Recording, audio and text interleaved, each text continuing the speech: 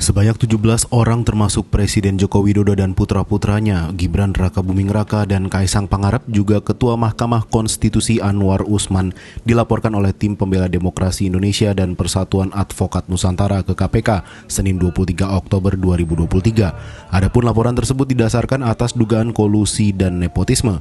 Koordinator Tim Pembela Demokrasi Indonesia Erik S. Paat pada Senin sore menyebut mengetahui beberapa gugatan sehubungan batas usia menjadi calon presiden dan calon wakil presiden di Mahkamah Konstitusi. Pihaknya menyoroti kedudukan Ketua MK yang sekaligus juga Ketua Majelis Hakim Anwar Usman.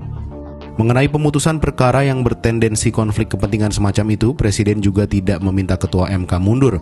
Hal itu diduga menyebabkan adanya benturan kepentingan. Pihaknya melihat ada unsur kesengajaan yang dibiarkan dalam penanganan perkara di MK. Nah, ini ada sesuai dengan undang-undang daripada kekuasaan kehakiman, ya kan, kalau punya hubungan kekeluargaan itu ketuanya majelisnya itu harus mengundurkan diri. Itu tegas. Tapi kenapa Ketua MK membiarkan dirinya tetap menjadi Ketua Majelis Hakim? Nah, ini ada terkaitan kedudukan daripada Presiden Jokowi itu sebagai salah satu pihak juga yang harus hadir di dalam persidangan ini. Kenapa tidak mengundurkan diri? Nah, Sementara itu, putra sulung Presiden Joko Widodo sekaligus Wali Kota Surakarta Gibran Rakabuming Raka menanggapi pelaporan dirinya ke KPK. Gibran meminta publik menilai kinerjanya selama ini. Tak hanya itu, Gibran juga menanggapi ketidakpercayaan publik yang meningkat usai dirinya dicalonkan sebagai bakal calon wakil presiden pendamping Prabowo Subianto. Ya, biar ditindaklanjuti KPK ya.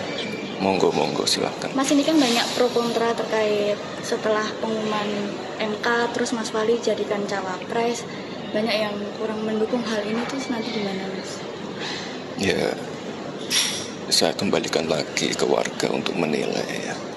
Kalau pengalaman Mas Wali selama 2 tahun ini kan juga sepertinya banyak yang masih meragukan untuk Mas Wali sebagai cawapres nanti.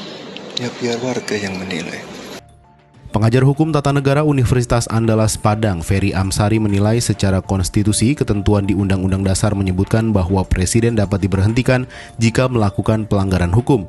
Pelanggaran hukum yang dimaksud adalah suap, korupsi, pengkhianatan terhadap negara, tindak pidana berat lainnya, perbuatan tercela dan tidak terpenuhi lagi syarat-syarat menjadi presiden. Dugaan kepada pihak-pihak lain perlu dilihat korelasinya, apakah ada bukti yang cukup untuk mengatakan bahwa telah terjadi transaksi yang bersifat nepotisme dalam proses demokrasi yang tentu akan merugikan keuangan negara.